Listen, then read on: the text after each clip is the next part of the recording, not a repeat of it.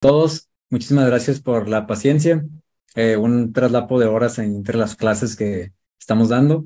Y bueno, justamente un tema retador, un tema que me ha quitado el sueño más de una vez y que siempre estoy pendiente para esos pacientes. Todavía anoche a la 1 de la mañana estaba con un paciente dando algunas indicaciones porque su caso se complicó mucho. De hecho, ahorita lo vamos a ver y pues tuvimos que poner una sonda enteral eh, por iliostomía y pues se había complicado un poquito el cómo pasaron. Entonces, siempre es algo que me emociona mucho hablar de cáncer de estómago porque mis mejores guerreros, o sea, mis mejores pacientes han tenido este cáncer. Una de ellas, pues, un testimonio que luego van a encontrar en mi página de YouTube y que sobrevivió a un cáncer de etapa 4 con metástasis. O sea, tengo muchas historias bonitas que compartir de este tema.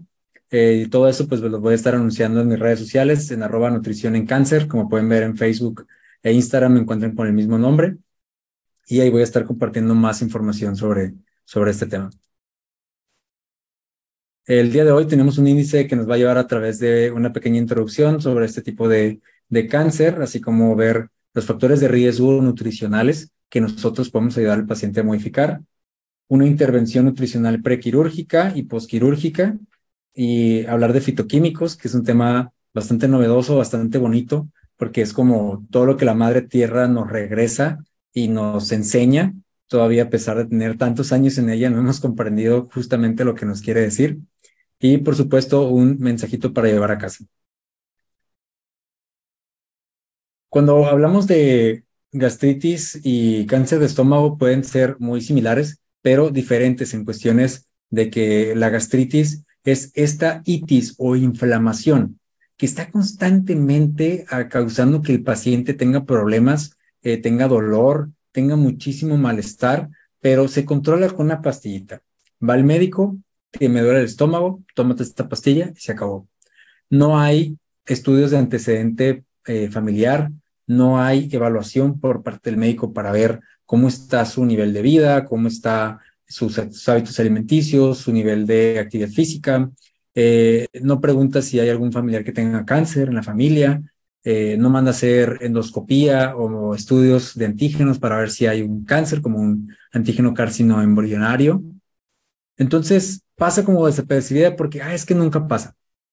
Pero más común y frecuente es ahora los casos de cáncer de estómago que vienen por una gastritis no tratada por muchos años.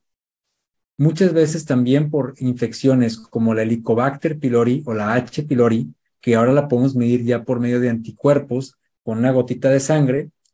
Podemos detectar con mucha anticipación el prevenir este tipo de cánceres, ya que van a estar íntimamente ligados. Entonces, antes para mí gastritis era como, pues gastritis se te va a quitar. Ahora es como no. Ahora la gastritis para mí es, hay que hacer ta de pruebas. Y es que me dicen, pero nomás es una gastritis. Pues sí, nomás, pero eso te puede llevar a la muerte.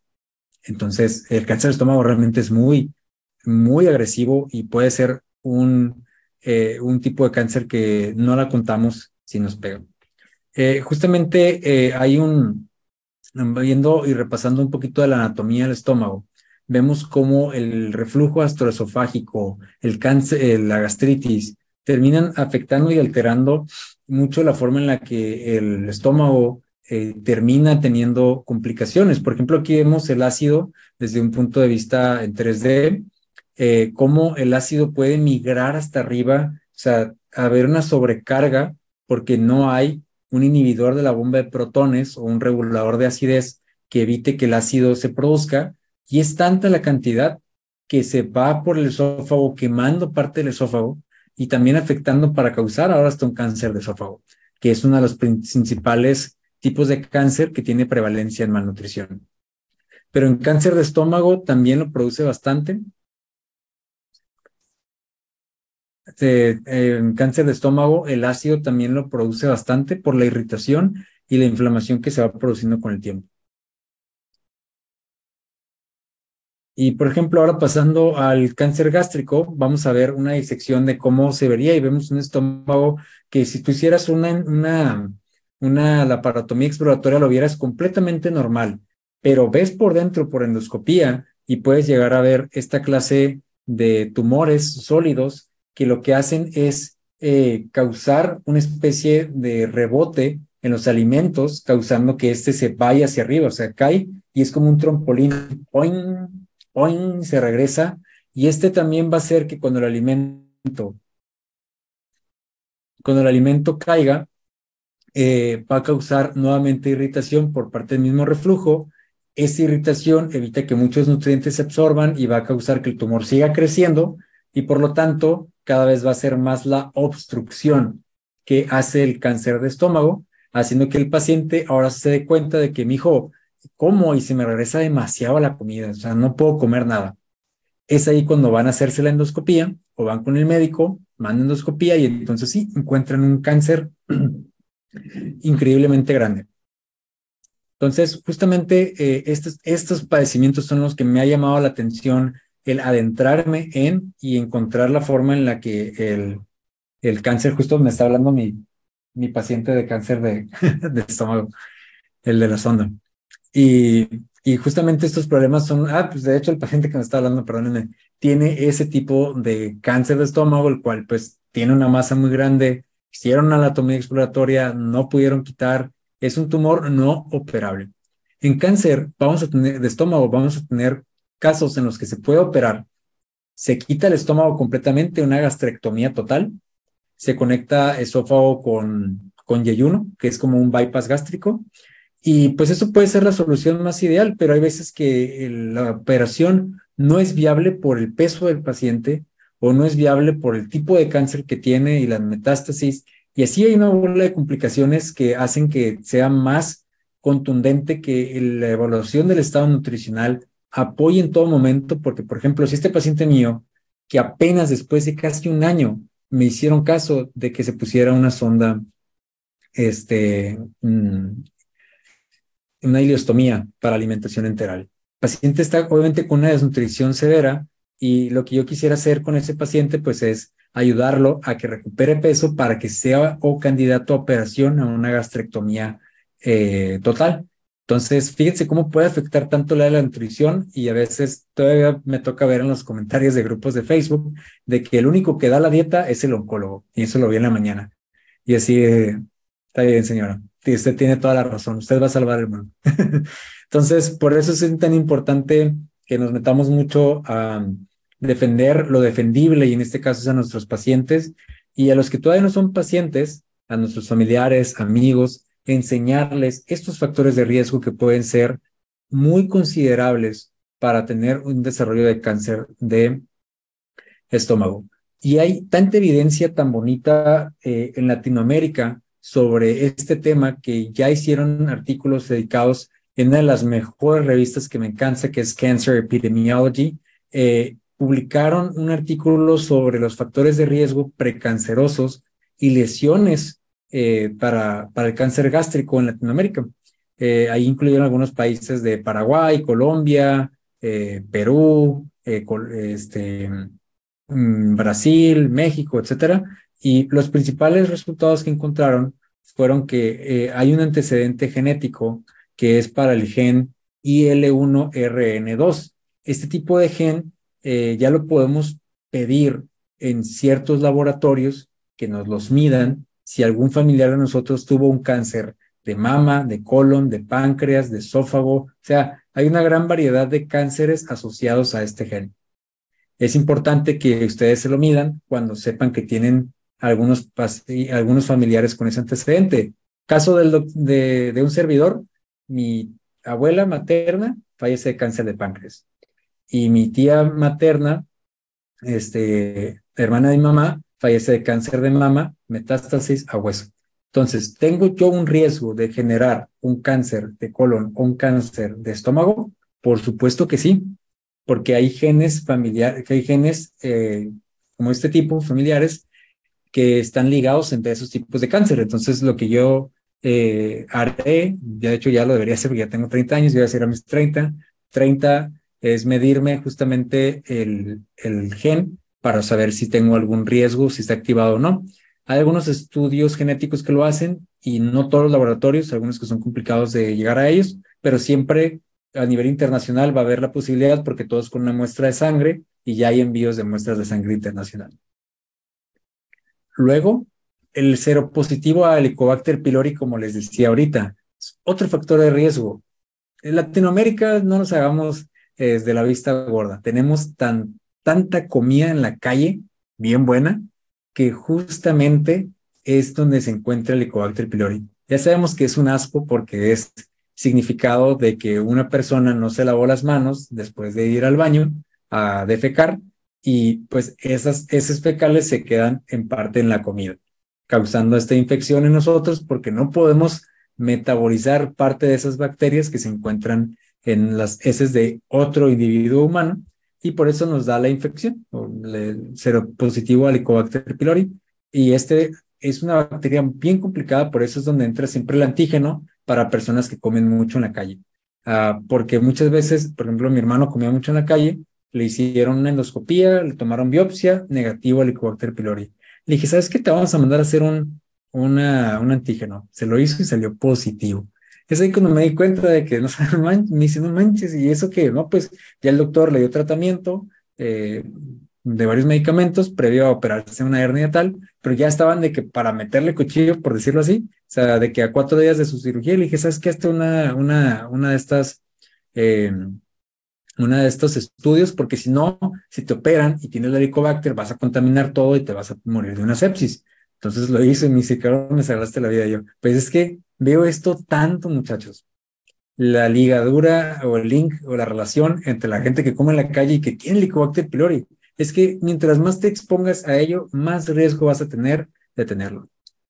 Luego, no nos vamos a cansar de decirlo, tanto la Asociación Americana de Investigación de Cáncer, la Asociación Americana de Oncología Clínica, la IBENO, en la cual muchos ya son miembros, la Asociación Iberoamericana de Nutrición Oncológica, no nos cansamos de repetir que el índice de masa corporal juega un rol crucial en el desarrollo del cáncer. Mayor a 30 kilogramos sobre metro cuadrado es como ha generado una mayor incidencia. Luego, fumar más de 5 cigarros por día es otro factor de riesgo considerable. Para el caso de los hombres, fue mayor que en las mujeres. El riesgo relativo fue de 1.62, siendo 2 la referencia para una tasa súper altísima. Entonces, en los hombres que fuman tienen más riesgo de este tipo de cáncer. Y en las frutas y verduras, menos de 3 tazas al día de fruta y verdura fue un factor también considerable para todos, para hombres y mujeres, 1.77. O sea, no comer suficientes frutas y verduras ya sabemos que es malo, pero menos de 3 tazas, chicos, no es nada entre las dos. O sea, realmente podemos hacerlo con un licuado, 2 frutas, y vámonos, de ahí tienes casi todo. Si le pones espinacas, puedes aventarte tus 3 tazas diarias en un licuado y alejarte de ese riesgo que ya tenemos todos los latinoamericanos por no comer fruta y verdura de desarrollar cáncer de estómago.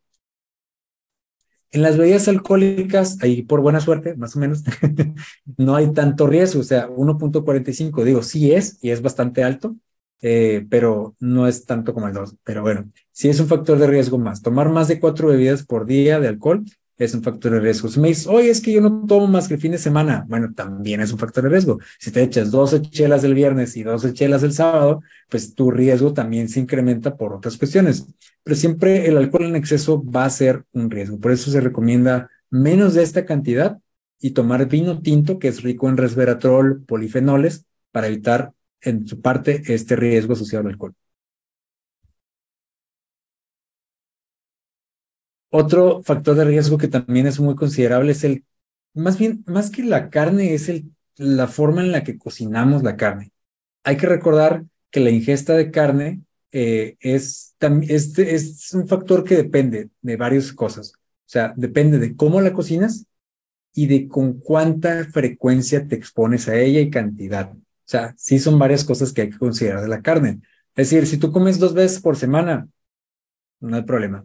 Pero hay personas en México o en su país también que consumen, por ejemplo, eh, carne roja, digamos, lunes, miércoles, viernes, sábado, domingo. Entonces ya es mucha exposición, frecuencia, y la cantidad pues obviamente va variando. Pero si la cocinamos al carbón, en leña de humo o quemada, tenemos más riesgo todavía. Y el riesgo puede ir tan alto como en un odds ratio de 1.24 Para la carne roja, que por eso les digo, no es tan mala, pero sí cuando es muy frecuente y mucha su exposición.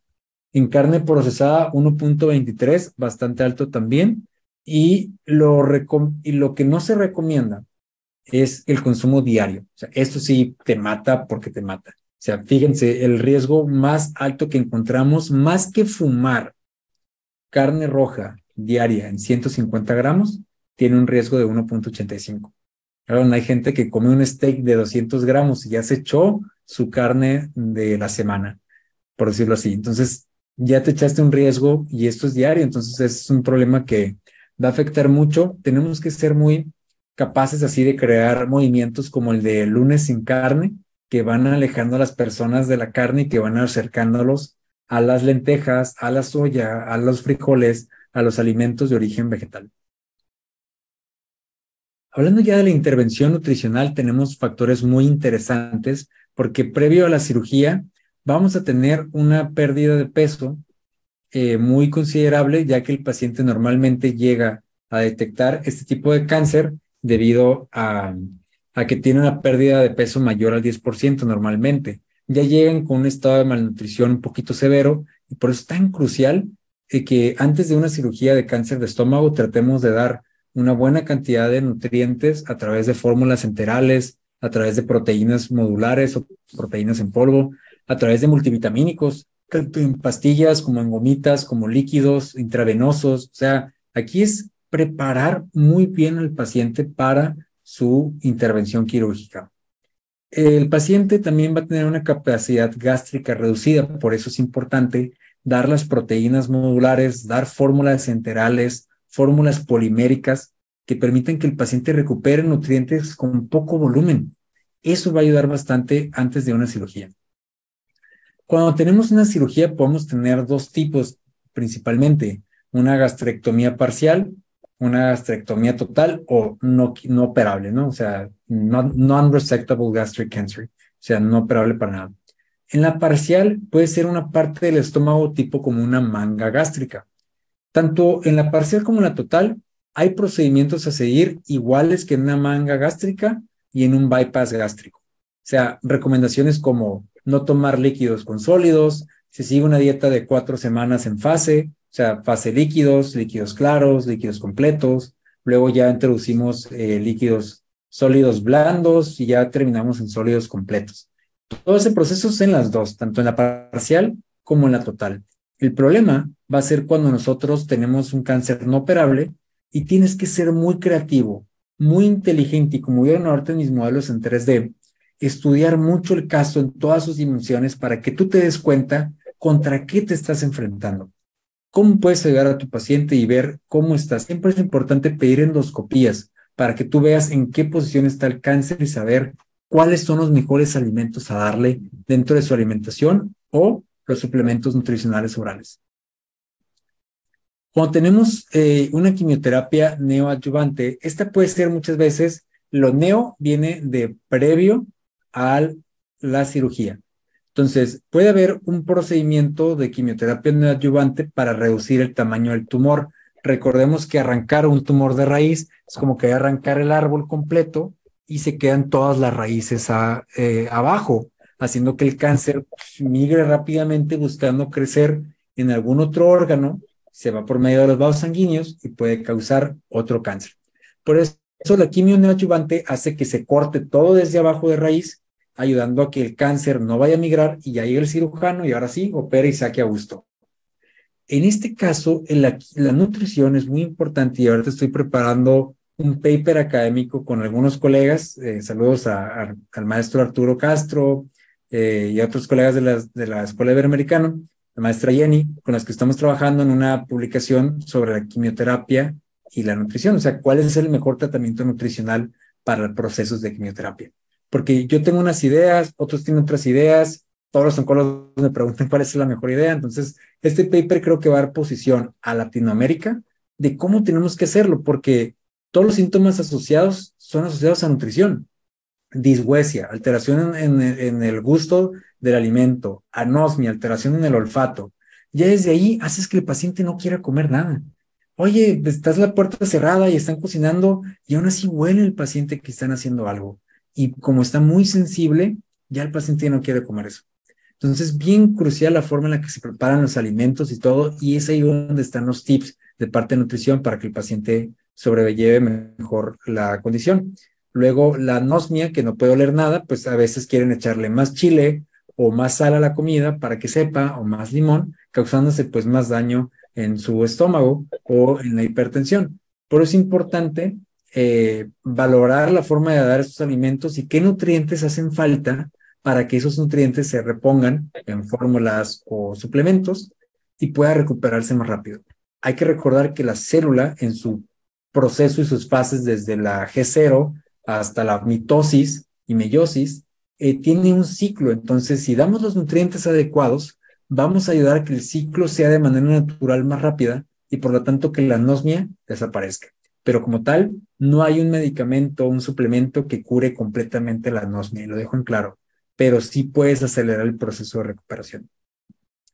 Por último, queda lo que es la diarrea y la pérdida de apetito. En la diarrea, pues no hay apetito porque el paciente está teniendo evacuaciones líquidas constantemente. Hay que dar sueros orales, hay que dar alimentos libre de lácteos, libre de irritantes. Las harinas funcionan bastante bien aquí y sobre todo cuando son harinas dulces, ayuda al paciente a que pues tenga un mejor apego y que le dé energía para que no pues, caiga en una fatiga después.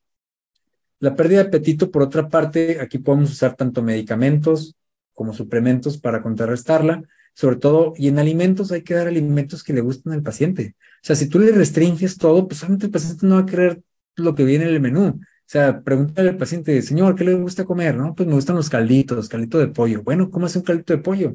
A lo mejor así le abres un poco más el apetito. Darle el clavo con alimentos que le gusten le va a permitir al paciente abrir el apetito psicológico al que asocia la comida. Entonces es bien importante siempre.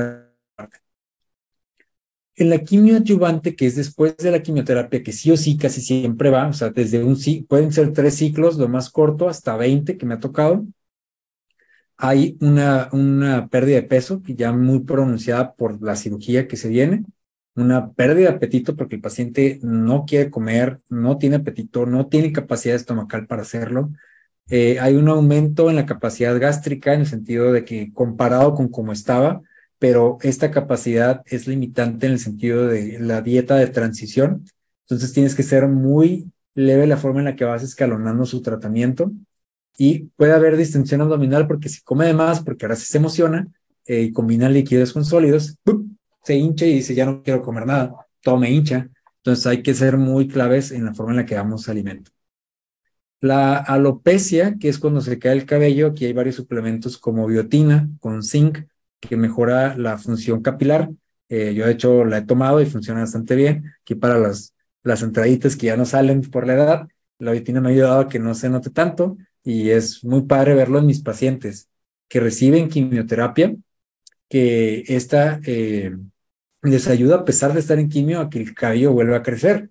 Claro, ahí va a depender mucho del producto porque no van a dar una biotina cualquiera con colágeno, esos que venden en las tiendas. O sea, hay que buscar una biotina de uso más clínico o de una buena marca para que podamos dar la dosis efectiva al paciente, que es de 10,000 microgramos por día.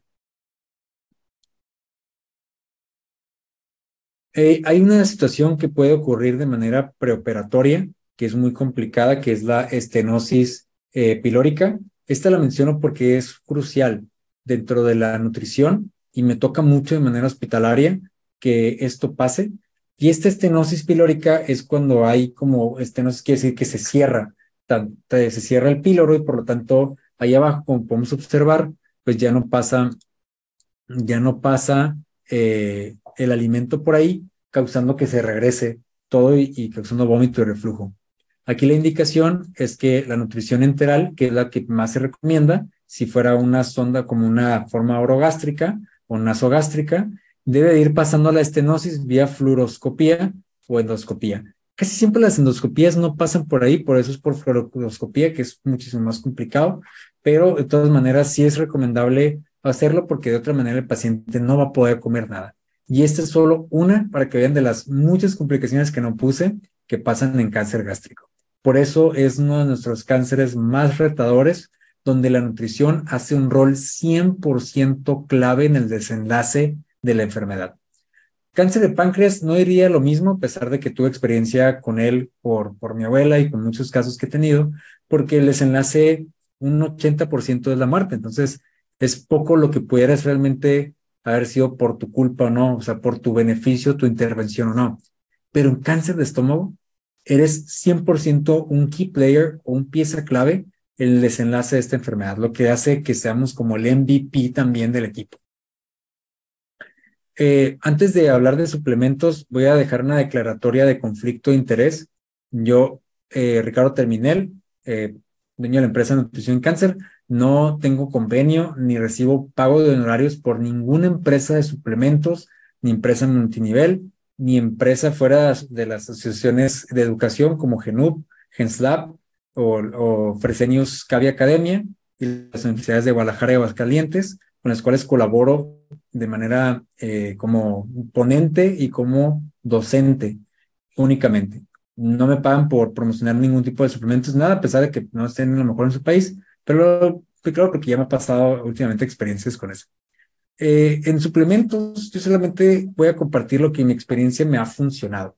Ya 7 años en oncología, nutrición oncológica, pues me han dado algunas herramientas que he ido perfeccionando con el tiempo, porque mi objetivo como nutriólogo oncológico es ayudar al paciente a toda costa, siempre de la mejor manera y siempre tratando de preservar la calidad de la vida. Esa es la clave, o sea, ese es mi objetivo a lo que vengo al mundo. Entonces, por eso trato de buscar siempre los mejores suplementos y en las necesidades de vitaminas y hierro encontramos que hay vitaminas en México como estas de Plant Life, que son gomitas que el paciente pues obtiene de una manera muy rica, muy sencilla, muy práctica y con 2 gomitas ya le das el requerimiento ideal de hierro. Hay otras como las de Spring Valley que tienen sulfato ferroso, que es la forma en la que yo recomiendo que venga el hierro para pacientes que tienen esta debilidad. Normalmente esta cantidad de 65 miligramos puede llegar a escalarse, pero recuerden que mientras más escale, puedes causar estreñimiento y siempre tiene que ir acompañado de vitamina C. Entonces, por eso el multivitamínico para mí es perfecto porque ya tiene la vitamina C y si no, si toman el de hierro en tabletas, pues nada más hay que darles un vaso de limonada, un vaso de jugo de naranja u otra vitamina C efervescente que ya venden, ¿verdad? De varios sabores y con eso tenemos para ayudar a que se absorba mejor este hierro. Las necesidades calóricas y proteicas, que son 2 necesidades conjunto pero diferentes, tendremos algunas fórmulas poliméricas y algunas fórmulas enterales. En las fórmulas poliméricas hay una gran sinfín de tipos de poliméricas, algunas para renales, algunas para hepatópatas, algunas para condiciones especiales. En cáncer utilizamos nosotros BIM, que es una fórmula súper olvidada, súper oxisa, que nadie se acuerda de ella, pues es mi caballito de batalla. O sea, esta la utilizo fuera del ambiente, fuera y dentro del ambiente hospitalario, porque en hospitales aquí públicos se la tienen también en México. Entonces considero genial que Fresenius Kabi siga siendo este producto que sigue salvando muchas vidas, porque lo podemos mezclar con caseinato de calcio, si le quiero agregar más proteína, que se llamarían las proteínas modulares, o ellos mismos producen el protein, que es caseinato de calcio. Entonces ahí podemos ir haciendo una mezcolanza con esta, tiene un sabor natural que lo puedo mezclar en cremas, lo puedo mezclar en gelatinas, o sea, lo puedes dar en nieve, hecho nieve con BIM. Entonces lo puedes dar en muchas presentaciones, lo que lo hace más padre para dárselo a un paciente que casi no puede comer, le das una nieve con proteína, pues ya te lo ganaste, ¿no? Y aparte que lo nutriste bien. Otras fórmulas que tenemos como la Fresubin HPC, que es una fórmula hipercalórica, hiperproteica, que tiene vitamina D y tiene una gran fuente de vitaminas y minerales porque pues es para su uso enteral. Solamente tiene un sabor, lo cual no lo hace tan padre, pero pues 400 calorías en 200 mililitros es una chulada. Para el Suportán, tenemos lo que es una dieta ya con fibra hiperproteica, hipercalórica, con 300 calorías, un poquito menos, pero enfocada en el omega 3, que es ideal para el paciente con cáncer. Entonces, podemos hacer una mezcolanza entre las dos y funcionan bastante bien. Todo depende del caso. Si el paciente no puede tolerar mucha fibra, pues usamos Fresubin. Si el paciente tolera bien la fibra, que en cáncer gástrico no pasa mucho, se puede usar Suportán sin problema. En cáncer de colon, por ejemplo, casi no uso Suportán por el exceso de fibra, uso más Fresubin. Y ahí nos vamos cambalachando entre esos dos.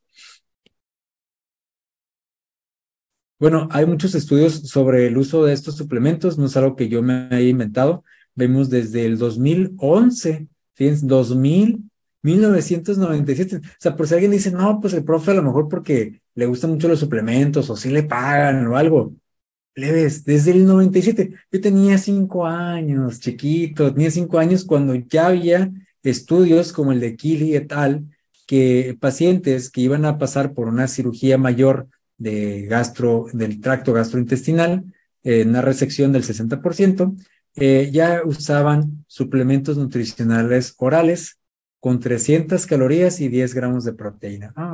Un poquito, pero ya iban avanzando. Ya en el 2000, usaban, fíjate, dos de 200 mililitros, o sea, con 600 calorías. Haz de cuenta que usaron el Suportán, o sea, 300 calorías cada uno, hace sentido. Y bueno, ya algunos como el 2018, o sea, que vean que no es tampoco muy viejo, o sea, es nuevo también. 2018, hace 5 años, ya se usaba un solo suplemento nutricional oral, 500 calorías y 18 gramos de proteína. Este estaba perrón, ese sí se le hicieron padre. 2011, 2017, seguimos con más, dos de 125 mililitros. Fíjense qué padre este. Una nada, o sea, 125 mililitros yo creo que es todo de poquito.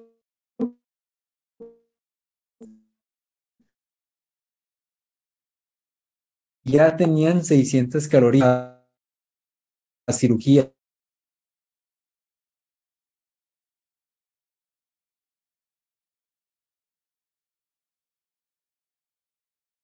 Usaban los suplementos nutricionales orales. Todos usaban entre 500 y 600 calorías provenientes de puro suplemento. Entonces, cuando crean que su maestro es el que está muy apasionado a los suplementos, pues que realmente hay mucha evidencia desde hace muchos años y estos son ensayos clínicos aleatorizados. O sea,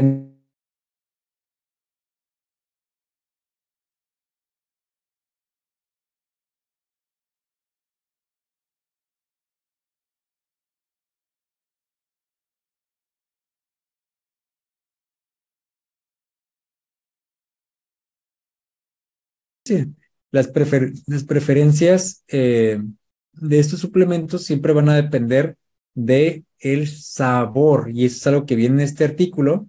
Fíjense, atributos para el desarrollo de un experimento, de una opción discreta. Estaban haciendo pruebas con sabor, o sea, mientras más rico el sabor, más se queda el paciente con la adherencia a este tratamiento. También, por ejemplo, hay muchas indicaciones en la parte gastroesofágica, en el ambiente perioperativo y en el ambiente paliativo. O sea, como les dije hace ratito, en la parte perioperatoria, antes de operarse, ya puedes darle ya sea suplementos intravenosos, suplementos por vías enterales, suplementos por vía oral. Yo, por ejemplo, muchos pacientes cuando llegan deshidratados, pues damos un suero intravenoso con multivitamínico, un MBI 4, que es una formulita de multivitamínico en un suero glucosado. Se lo pasas unos 2 días antes de la cirugía, lo levantas porque lo levantas. Aparte de darle las fórmulas nutricionales que les enseñé ahorita. Esos son algunos de los trucos que usamos y que la verdad está muy padre ayudar a los pacientes en ese sentido. Y también el ambiente paliativo, como viene aquí. O sea, este review está muy padre porque dicen, mira, los suplementos y las indicaciones de nutrición vienen desde antes de operarse hasta que el paciente incluso pues ya no hay nada que hacer por él. O sea, nos da pie y clave de que el nutriólogo es pieza clave en todas las etapas del tratamiento oncológico. Por eso es que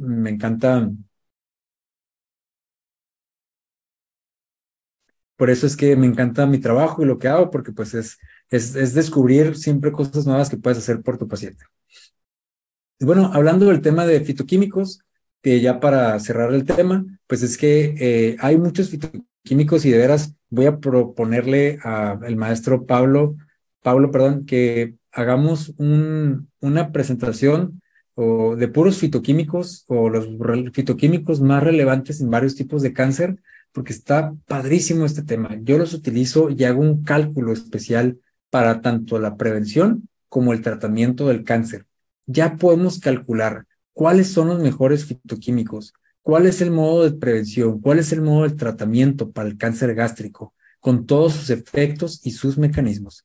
Esto a nivel molecular es una joya de la ciencia que me encanta y que utilizo mucho en mi día a día, porque, por ejemplo, como el paciente este que me está hablando, aparte de las fórmulas enterales, ya utilizamos ciertos fitoquímicos, como por ejemplo eh, la epigalocatequín 3-galato, que es una catequina que está en el té verde. Entonces el paciente, como tolera muy bien los líquidos, pues le damos, en vez de tomar, aparte de tomar suero y tomar agua, le damos té verde en forma de matcha, que es el que tiene ahora sí el conjunto de todo. Tanto, es que el matcha tiene más potencial que el té verde normal de sobrecito, porque estás combinando la flor, el tallo, y toda la hoja del té verde. Entonces cuando se muele y se deja finito, tiene más fitoquímicos que el té de bolsita. Entonces por eso el té matcha, aunque es más caro, tiene más fitoquímicos biodisponibles y tiene más epigalocatequina y todas las catequinas que son anticancerígenas para el cáncer gástrico. Entonces, esos son algunos de los truquitos que les puedo enseñar, como ya vimos, tanto en la parte nutricional como en la parte de suplementos y fitoquímicos. Hay un sinfín de cosas por hacer con el cáncer gástrico y todas sus complicaciones. Entonces, como mensaje para llevar a casa, creo que nos llevamos que a pesar de ser un cáncer complicado, siempre, siempre, siempre debemos usar suplementos para ayudar a comer a este paciente. Este paciente siempre va a tener una obstrucción física, mecánica, que impide que el alimento pase adecuadamente.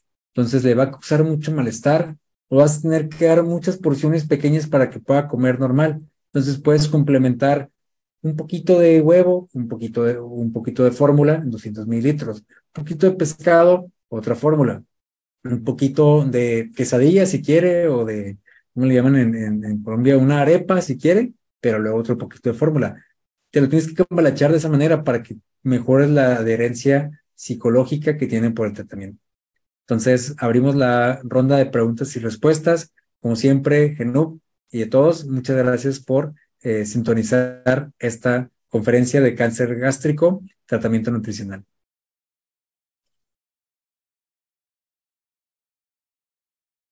Bien, muchas gracias, maestro, de verdad por todas las pautas y el pauteo en realidad bastante interesante. Como mencionó, pues me junto a la emoción que sería bueno tal vez una propuesta sobre los fitoquímicos. Bien, me apoya por favor el área técnica para poder ver las preguntas y también vemos si tenemos alguna pregunta, a ver, por el chat.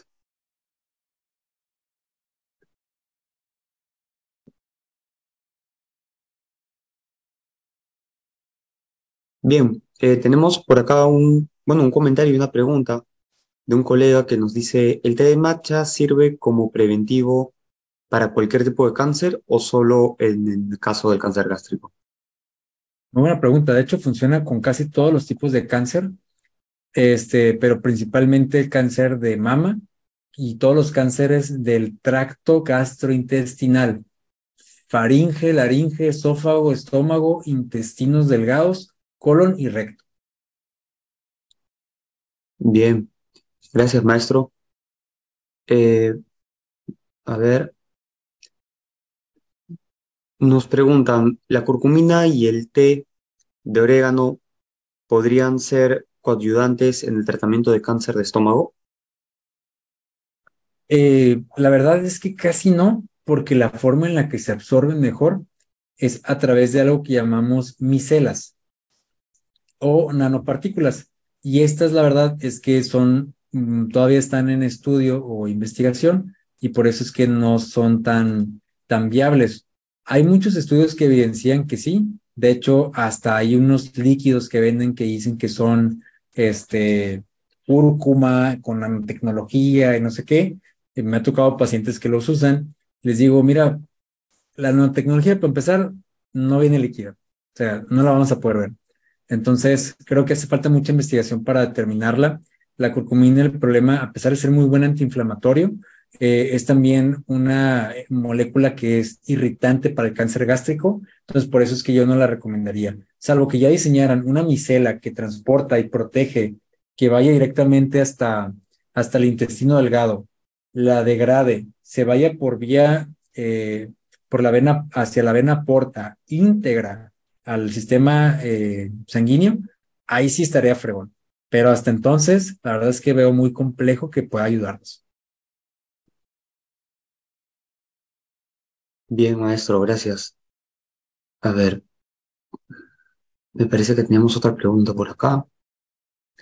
Ok, sí, nos indica, ¿qué tal los sabores como el jengibre o mentol para mejorar la adherencia de sabores en el paciente con cáncer? ¿Me recuerda la pregunta, perdón? El sabor se me Sí, cortó. ¿qué tal los sabores como el jengibre o mentol para mejorar la adherencia de sabores en el paciente con cáncer? Muy buena pregunta. Justamente cuando tenemos síntomas asociados a la quimioterapia, como de alteración de sabores, que hay sabor metálico, el jengibre, para que vean, ahí sí lo podemos utilizar. Es buenísimo el té de jengibre, el té de hierbabuena o el té de menta, el té de hojas de menta o el agua de hierbabuena con pepino, que es una de mis favoritas. Se las paso de ti. Funciona muy bien porque ese sabor fresco, fuerte va a contrarrestar un poco los sabores que el paciente está percibiendo. Entonces también los sabores helados tienen más percepción porque pues obviamente hay células que lo van a detectar. Entonces eso ayuda muchísimo también. Y curiosamente las salsas de tipo chinas, como la salsa de soya, hay unas que despiertan un sabor umami, que es el sabor que tenemos hasta la parte posterior de la lengua, que también van a ayudar a que el paciente tenga una mejor adherencia y sabores de lo que normalmente tendría. Entonces, sí, podemos usar té de jengibre o el jengibre en licuados y de jugo verde, y eso ayudará muchísimo a nuestro paciente.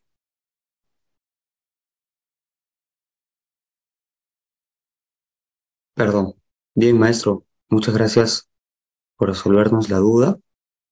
Tenemos otra pregunta, nos dicen, si la anemia es secundaria a los citotóxicos aplicados en quimioterapia, ¿en qué momento del ciclo se recomienda la suplementación con hierro oral? Desde el primer día, o sea, vas a tener dos etapas de la anemia. El paciente va a iniciar con quimioterapia. Te dice, ¿sabes qué, doctor? Aquí llego con mi hoja de tratamiento, aquí dice que yo inicio quimioterapia el día 30 de agosto. Ok, tú ya sabes que el paciente va a probablemente desarrollar una anemia. ¿Por qué? Porque es un efecto secundario de toda quimioterapia. Entonces, cuando va a pasar eso, tú tienes que tener listo la suplementación del paciente y tienes que indicarle el suplemento de multivitamínico o de hierro desde antes, ya sea 3 días antes de su quimioterapia para empezar a reforzarlo. Lo que puede llegar a pasar únicamente es que el paciente sí la presente, pero no la presente tan bajo o no la presente tan persistente, que es lo que normalmente me pasa a mí. Y lo hace bastante ameno para el paciente también. ¿Cuándo dejo de dar suplemento? 3 días después de la quimioterapia. O sea, por decirlo de esta manera, ¿no? Si mi quimio es mañana miércoles, entonces yo desde el domingo, lunes, martes, empiezo mi hierro. Miércoles, día de mi quimio. Jueves, viernes y sábado. Todos esos días vamos a usar el suplemento de hierro y descansamos hasta que vuelva a pasar el ciclo de quimioterapia. Si me dices, oye, es que tiene cada semana la quimioterapia, entonces tenemos que dar todo el mes todo el mes el suplemento de hierro, ¿sí? Bien, maestro, gracias por la aclaración y bueno, por las pautas en realidad para la explicación. Muchas gracias. Nos dicen, ¿cuál sería la transición de dieta más adecuada a su experiencia posterior a gastrectomía total de manera habitual? Líquidos, papilla blanda, normal. Sí, no sé si hay chance de compartir pantalla para ponerles una imagen.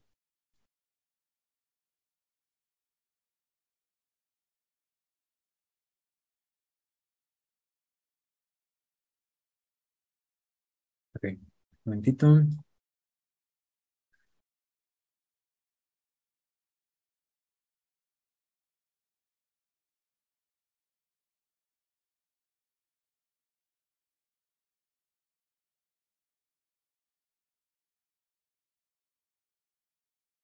Mira.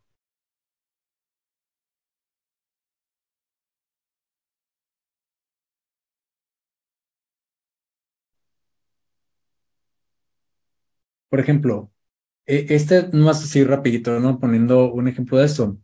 La mejor transición va a depender de la tolerancia en los días del paciente. Por ponerlo así, yo lo que haría es usar, por ejemplo, la dieta de líquidos claros, 2 días máximo. Después empezar con líquidos generales. Líquidos generales me quedaría 5 a 6 días. Eso sería, pero el que en líquidos generales ya puedo incluir caldo de pollo, caldo de pescado, caldo de hueso de res o caldo de res, sin sólidos, no es el puro caldo que se come.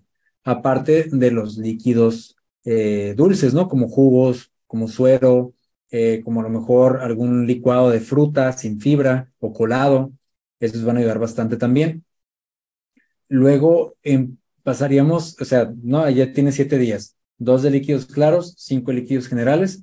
Pasamos a la dieta semiblanda, que en esa tienes que prestar mucha atención a que puede llegar a que el paciente tarde de 1 a 2 semanas en pasar de esa dieta. El monitorear muy bien sus síntomas, por ejemplo, con la valoración global subjetiva generada por el paciente, la PGSGA, te ayuda muchísimo monitorear esos síntomas, para monitorear esos síntomas y que tú puedas hacer una transición correcta hacia la que es de ya un poquito más sólidos. En esta dieta ya vas a incluir suplementos, tanto suplementos como proteínas en polvo. Vas a incluir las proteínas o las dietas poliméricas, que son las que no tienen sabor, por ejemplo, como dice aquí puré. Imagínate un puré de papa que le agregas 3 cucharadas de fórmula polimérica con caseinato de calcio. Un tantito de mantequilla para que le dé buen sabor. Eso le va a ayudar mucho que el paciente ni lo sienta y se lo pueda comer y se esté nutriendo, aparte de los licuados de proteína. Y en esa transición puede durar el paciente 1 o 2 semanas hasta que sienta la confianza de la capacidad gástrica y la confianza de la digestibilidad del alimento. Mi experiencia es que son 8 días a 9 lo que se queda el paciente en esta tercera semana. Ya en la cuarta semana ya pasamos a una dieta más suave, blanda, en la que ya puede haber sólidos, pero por ejemplo son como claras de huevo. Ya aquí, curiosamente, lo crocante hace más beneficio que lo blando, como viene muchas veces en las dietas. O sea, por ejemplo, una tostada horneada es mejor que una tortilla de maíz blandita. ¿Por qué? Porque ahora que tu paciente ya no tiene la misma capacidad de producción de células esofágicas, hay una menor cantidad de agua. Entonces, pasar alimentos como la tortilla, que se vuelve masosa, es como si yo me echara un poquito de tierra, pues así queda más o menos. Es como si yo agarrara un poquito de tierra con agua, pero así poquito, nomás de pasar a la superficie, queda así como grumoso, ¿no? Como un grumo raro, ¿no? En vez de quedar lodo, que si me echara mucha agua y tierra y me queda lodo, como normalmente nos pasa.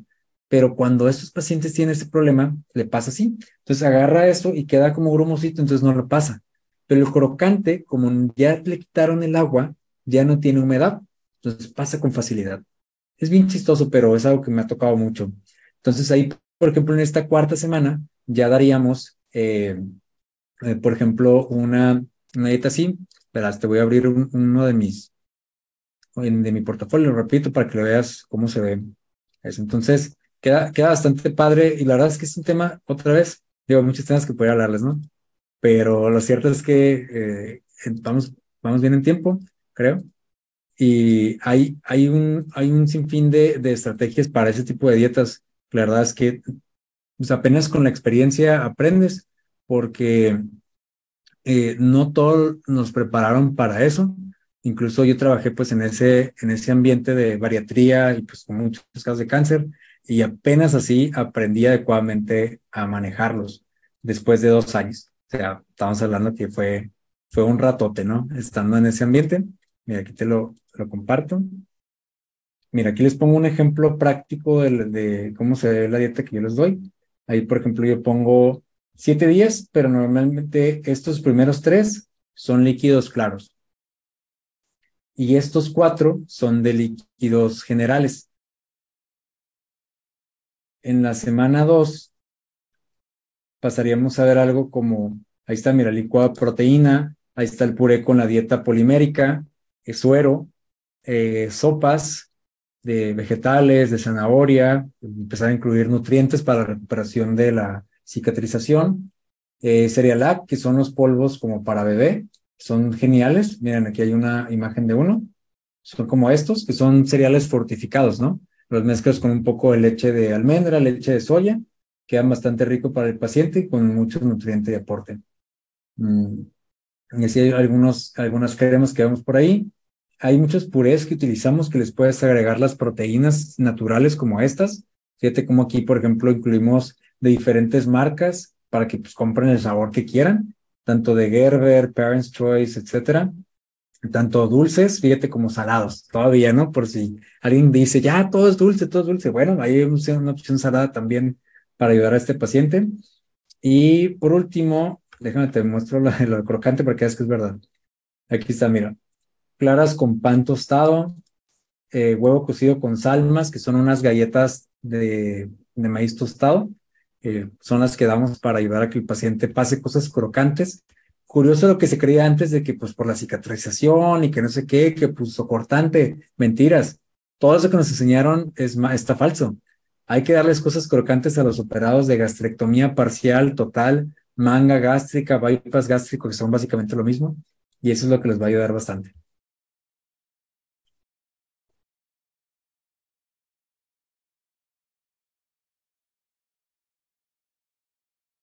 Mm, Bien, gracias, maestro. Bueno, de verdad que gracias por la aclaración y con los ejemplos, pues también nos ayuda a despejar un poquito más de dudas en relación con estas preguntas, ¿no? Y las opciones que tenemos. Bien, vamos a pasar ahora sí un poco para las preguntas que están en el Slido, en la aplicación, y nos dicen, ¿cuál es la relación de la incidencia del Helicobacter pylori positivo con cáncer gástrico? ¿Qué tanto porcentaje de pacientes pueden desarrollar cáncer? Muy bien, muy buena pregunta. Pues de hecho, como lo vimos eh, como lo vimos en la presentación, la tasa de incidencia fue bastante alta para Latinoamérica.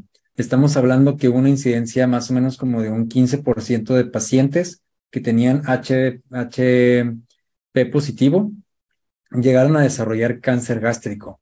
¿Cuál sería el porcentaje de pacientes? Ese sí no lo conozco, pero no todos vienen por cáncer, por Helicobacter. Hay que recordar que muchos tipos de cáncer gástrico vienen por antecedente genético, por los mismos factores de riesgo que ellos pues, se hacen con sus hábitos, o por la misma exposición medioambiental, ¿no? De alimentos salados, de alimentos curados, de alimentos asados al carbón. Entonces, pero sí, entre el 15 y 20% que tienen Helicobacter pylori positivo, si no es tratado en un plazo de 10 años, 15 años, es cuando pueden generar cáncer gástrico. Que pasa mucho. Como les digo, yo he tenido como 4 casos en mi experiencia de HP positivo que nunca supieron que lo tenían hasta que les diagnosticaron el cáncer. Bien, maestro, muchas gracias. Pasamos a la siguiente pregunta. ¿Por qué los suplementos utilizados en cáncer gástrico son polímeros y no más hidrolizados? No, no, no, creo que se me confundió. Es polimérico. O sea, esto nos ayuda mucho porque tiene distintos tipos de nutrientes que pueden ser pues, de mejor absorbancia. No son hidrolizados porque las proteínas hidrolizadas no tienen tan buena digestibilidad en combinación con los carbohidratos y grasas que utilizan en este tipo de fórmulas. Aparte que el hidrolizado, pues es muchísimo mejor usarlo de forma aislada, como las proteínas hidrolizadas o las proteínas pues aisladas de suero de leche, que vienen más hidrolizadas, y esas pues permiten una mejor digestibilidad. Pero las poliméricas son poliméricas porque vienen con varios grupos de nutrientes y permite al paciente de cáncer gástrico tener una mayor exposición a nutrientes con un poquito de alimento. Así puedes ir variando alimentos salados como el puré de papa o puré de camote sin darle puros licuados de proteína dulces.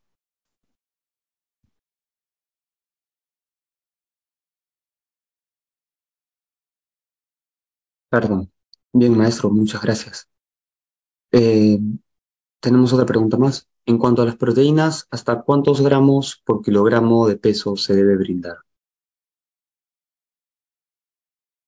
Por ejemplo, yo recomiendo, o bueno, las guías ESPEN recomiendan que sean de entre 1.5 a 1.8 gramos por kilogramo de peso.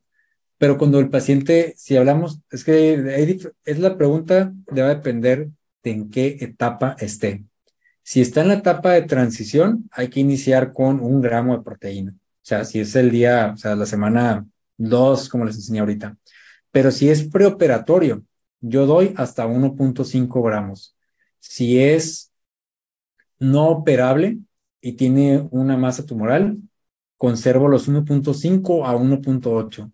Nunca utilizo los 2 gramos, no por cuestiones del riñón, sino porque a veces no es tan necesario. Pero, por ejemplo, en la dieta de quimioterapia neoadyuvante, no, adyuvante, después de la cirugía, sí he llegado a dar hasta 2 gramos cuando el paciente empieza a notar que un día sí, un día no, come bien. O sea, si un día come el 50% de la dieta y el otro día come el 100 o el 70, empiezo a dar 2 gramos para que se balancee solita su dieta semanal. Cuando él me dice, este día no comí bien, el otro día sí comí bien. Ah, bueno, ya con esas 2 gramos balanceo cuando hay una falta de ingesta de alimento secundaria a una quimioterapia adyuvante, o sea, después de la cirugía.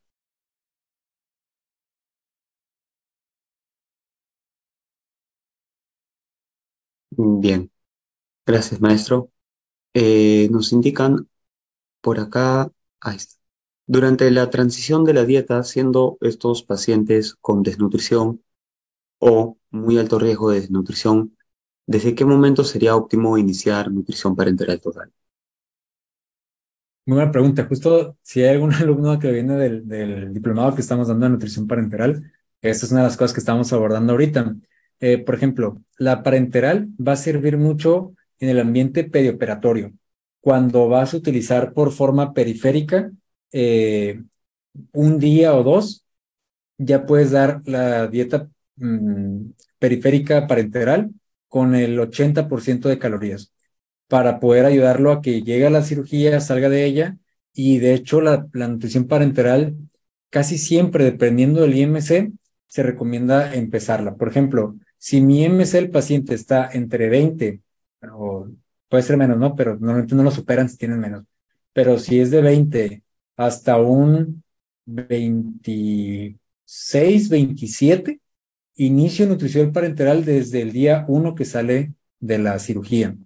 Para eso normalmente, ya que va a entrar al quirófano, pedimos que pongan un catéter, ya sea un Portacat o ya sea un Hickman, para que pueda pasar muchísimo más fácil. Pero si es por una cuestión de operación, que es lo que veo que es de transición, rápido hay que darle la nutrición en cuanto sale del quirófano, porque el riesgo de desnutrición es muy alto, ya que recuerda que seguimos teniendo gran parte del catabolismo tumoral, o sea, el requerimiento energético muy alto.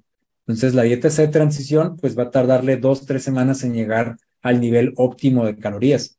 Por eso, nutrición parenteral se inicia de 1 a 7 días máximo y de ahí pasamos ahora sí a la nutrición enteral.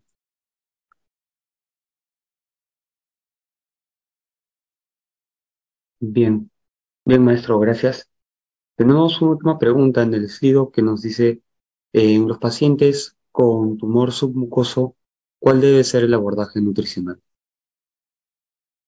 No, no entiendo a qué se refieres con submucosa. O sea, porque puede ser de la mucosa, pues la mucosa gástrica, que normalmente podría ser, si te entiendo tu pregunta, eh, si es un mucoso, está debajo de la dermis, está debajo de la epidermis. Entonces, va a depender mucho de los síntomas. Realmente, más que la clasificación específica del tipo de cáncer, es importante resaltar que, fíjense, cualquier tipo de cáncer que vean, hay que notar todo el ABC de la nutrición, o sea, antropometría, cómo llega, cuánto porcentaje de pérdida de peso tiene, cuál ha sido su porcentaje de masa muscular y de masa grasa, qué valores en la albúmina ha tenido de cambio desde antes del cáncer hasta ahorita, proteína C reactiva si está menor a 0.3 o más alto que eso. Si está más alto, hay un estado inflamatorio. En los factores clínicos, ¿qué síntomas está presentando? Hay reflujo, hay gastritis, hay distensión, hay malestar, hay dolor cuando come. Todos esos síntomas, recuerda, compañero, que te van a servir para hacer un diagnóstico nutricional.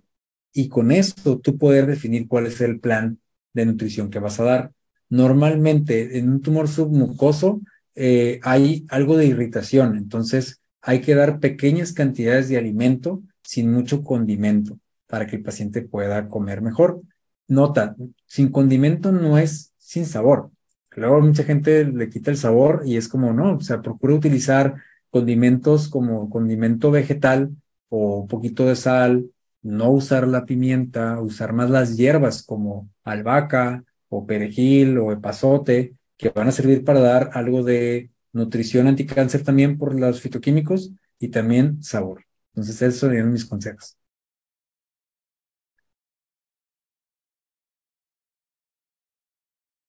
Bien, maestro, gracias por la aclaración.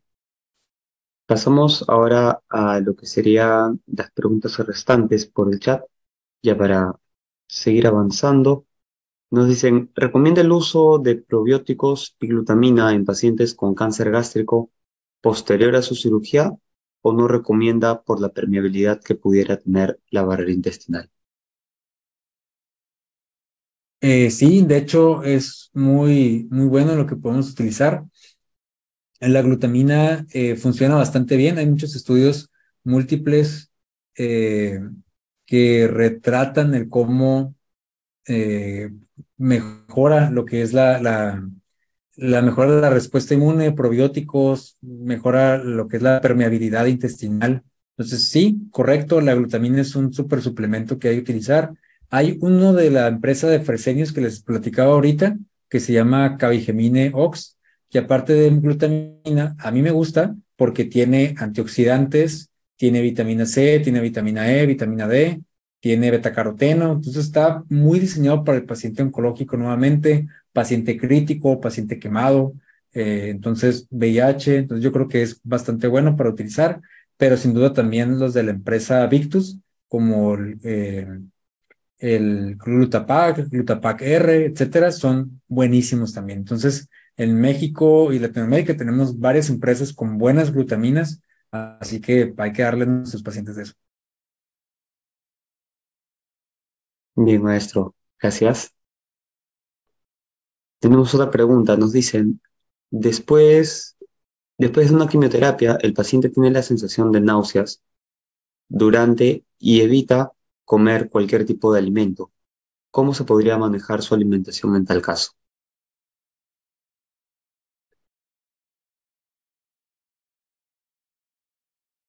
Perdón, ¿me repite la pregunta? Sí, claro. Nos preguntan, después de una quimioterapia, el paciente tiene la sensación de náuseas durante esta y evita comer cualquier tipo de alimento. ¿Cómo puede manejar su alimentación en tal caso? Ok. Cuando hay náuseas y que no funciona, este, y que no funciona el medicamento, hay que dar alimentos salados y alimentos crocantes. Eso es algo que sirve mucho para que el paciente tenga una mejor adherencia. Este, yo creo que los alimentos, sobre todo crocantes, le dan la sensación al paciente de estar como triturando algo y le permite como tener esa mejor sensación con la comida que si fuera algún sabor particular. Ya con eso le puedes ir dando un poquito más de alimento conforme va tolerando, pero siempre, pues, por ejemplo, galletas saladas, o dar lo que son el pan tostado, tortilla, pues, doradita, son algunas de las cosas que nos han funcionado con ellos. Bien, bien, maestro, gracias. A ver, tenemos otra pregunta. Nos dice, ¿qué se puede hacer nutricionalmente en caso de pacientes veganos sometidos a terapias sistémicas? Intento abordar al paciente en la consulta sobre sus deficiencias, pero igual debo respetar sus preferencias alimentarias.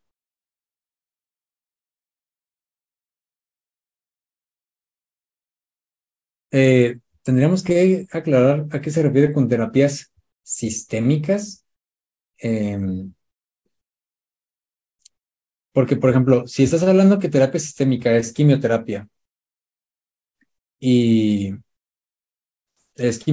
radioterapia, si eso hablamos de sistémico, tú tienes que explicarle ahí al paciente que no puede seguir, o sea, no es que no pueda seguir, sino que el tipo de alimentación que lleva en la condición en la que está, lo va a llevar a una mayor deficiencia nutricional de hierro, de proteínas, del aporte del balance nitrogenado.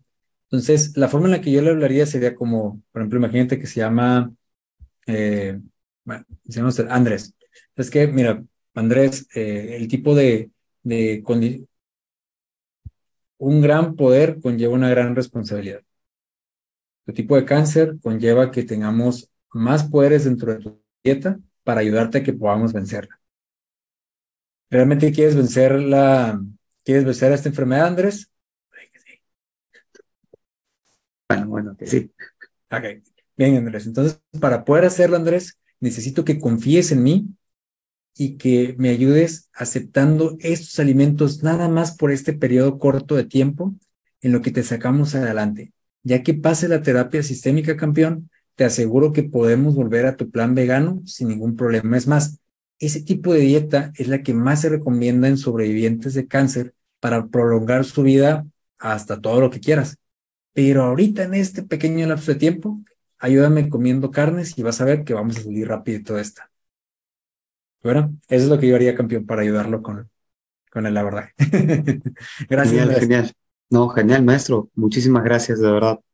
Eh, bueno, para abordar la respuesta, en realidad, bueno, también la pregunta que bastante, pues a veces uno no sabe lo que podemos encontrar en el consultorio, ¿no? Y con los pacientes.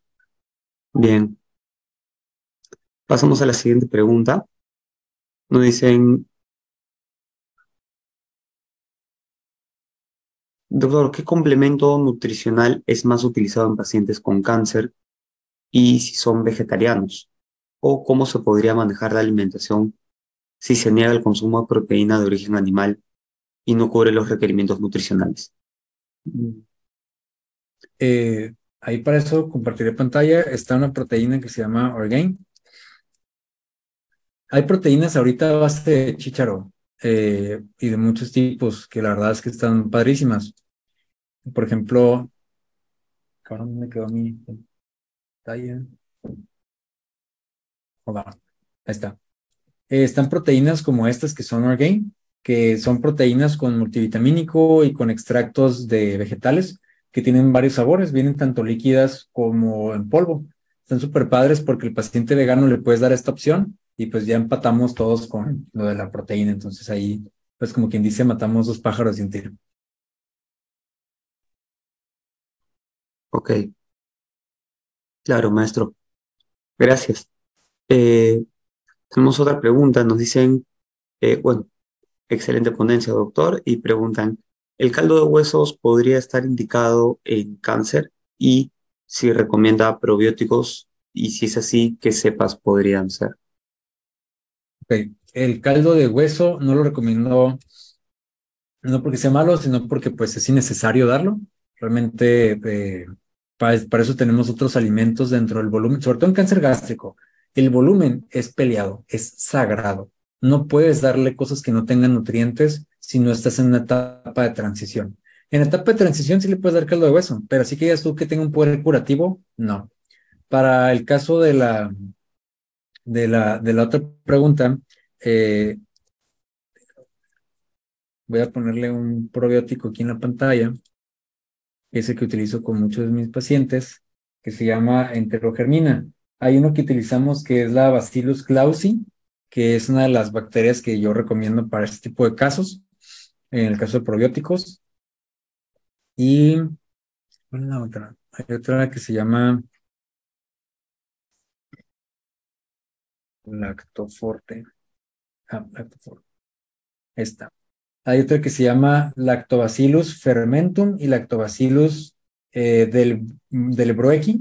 Estas dos cepas de bacterias son más potentes todavía que la Bacillus pues tienen una patente por parte de Carnot Laboratories que está genialísimo, o sea, les costó un buen de billete desarrollarla y realmente es muy buena porque cumple con todas las características de un buen probiótico. O sea, viene en foil laminado, como vemos acá, viene en una cápsula que viene con una buena reserva de biodisponibilidad para aguantar las temperaturas y ambientes ácidos del estómago.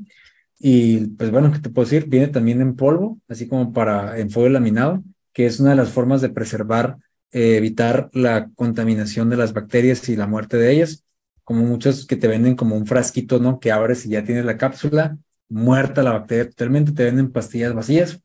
El foil en todo probiótico tienen que estar siempre laminados y es la forma en la que viene mejor.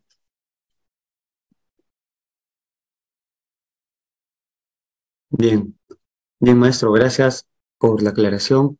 Y bueno, ante todo también gracias por ayudarnos a resolver todas estas preguntas, todas estas dudas y de hecho por la dedicación con los ejemplos y poder mostrarnos un poquito más allá, ¿no? Que solo a veces una simple respuesta o una respuesta tal vez un poquito más específica que tenemos por parte de los ponentes. Bueno, maestro, sin más que decir, terminamos lo que es la ronda de preguntas. Sí, estamos al término de la sesión. Y ante todo, agradecerle, maestro, muchas gracias, maestro Ricardo, por esta excelente sesión y le extendemos las felicitaciones por parte de la institución. Y de igual manera, quiero agradecer a todos los colegas por haberse conectado, por esperarnos y encontrarnos, bueno, próximamente en los siguientes eventos, ¿sí? Y bueno, a todos en general, muchas gracias por su colaboración y su actividad también para la sesión de preguntas. Muchísimas gracias a todos. Fue un gusto, como siempre, con Genú, pues ya es nuestra, creo que quinta ponencia, como siempre. Wow. Muy encantado de estar acá en Perú y probablemente con el favor de Dios ver el otro año y a vernos presencialmente. Bueno, sí, maestro. Muchas gracias y muchas gracias con todos los presentes. Damos por culminada la sesión y que todos tengan muy buenas noches.